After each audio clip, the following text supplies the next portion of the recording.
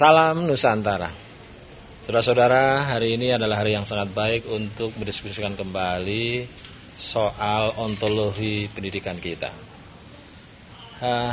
Mengapa penting, mengapa baik? Karena refleksi pendidikan kita itu memberikan pengertian secara luas kepada kita bahwa produk-produk pendidikan kita tidak menghasilkan pribadi yang berbudaya. Jadi seakan-akan antara kebudayaan dan pendidikan itu ada jarak yang sangat jauh. Orang untuk menghormati orang lain ternyata tidak diproduksi oleh lembaga-lembaga pendidikan kita. Orang untuk tidak korupsi itu ternyata tidak diproduksi oleh lembaga-lembaga pendidikan kita. Even itu pendidikan keagamaan. Banyak sekali orang diproduksi di lembaga pendidikan keagamaan, ternyata begitu masuk wilayah publik, menjadi pejabat publik, dia kehilangan kebudayaannya untuk tidak korupsi. Dia kehilangan budayanya untuk tidak malu. Dia kehilangan budayanya untuk tidak mencuri. Dia kehilangan budayanya untuk menghargai orang lain. Nah, pelacakannya kemudian memberikan pengertian kepada kita bahwa ternyata pendidikan kita itu sudah lama sekali ditarik menjadi bagian dari internasionalisme. Pendidikan kita itu menjadi bagian integral dari daya perampokan internasional, sehingga produk pendidikan kita itu hanya bisa atau dibayangkan sebagai pemasok mata rantai internasionalisme, globalisasi sekaligus neoliberalisme.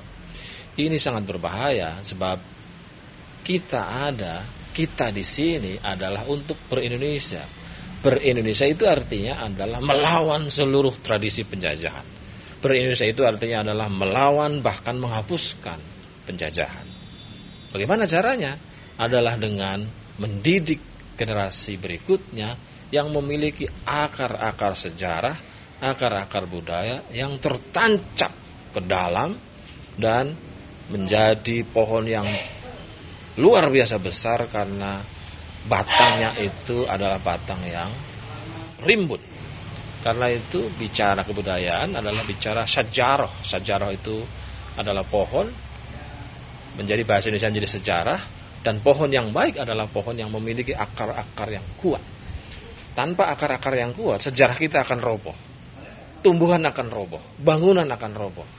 Dan untuk mengetahui bagaimana caranya memiliki akar-akar yang kuat adalah dengan cara menggali kebudayaan. Baik kebudayaan dalam pengertian nilai-nilai maupun kebudayaan dalam pengertian artefak ataupun kebudayaan-kebudayaan yang telah kita warisi.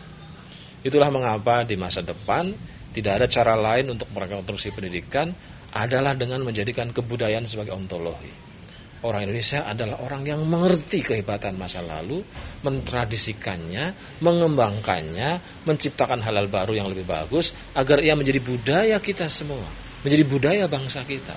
Bangsa yang kuat mentalnya, bangsa yang berpancasila, bangsa yang berkonstitusi, yang memandang orang lain untuk sama-sama makhluk Tuhan, sama-sama makhluk yang ada di alam semesta, bukan untuk saling menjajah, bukan untuk saling mendekonstruksi, bukan orang-orang yang saling bermusuhan, sebaliknya bekerjasama. Karena itu pendidikan harus menjadi bagian integral dari kebudayaan, dan kebudayaan harus selalu mendorong, harus menjadi daya kuasa terhadap pendidikan agar nantinya bukan ekspor dan impor nilai-nilai kebudayaan yang lama dan destruktif saja yang kita nikmati, tapi adalah ekspor keluar yang bagus, impor ke dalam yang bagus. Maka sekali lagi saudara-saudara, tidak ada cara kita di dalam melaksanakan rekapitalisasi pendidikan, reindustrialisasi pendidikan, resentralisasi pendidikan, kecuali dengan menghadirkan kembali budaya sebagai ontologi pendidikan kita. Kecuali dengan menjadikan budaya sebagai pijakan-pijakan kita.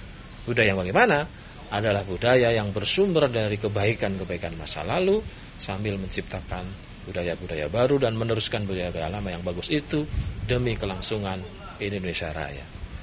Orang-orang pesantren biasanya mengatakan al-muhafadzah ala qarini salih wal ahdu bil jadidil aslah.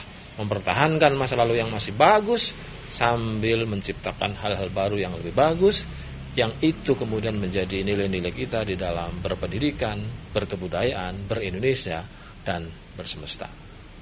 Salam Nusantara.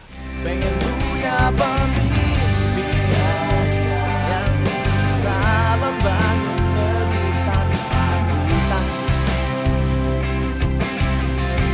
biar generasiku mendatang terus merdeka di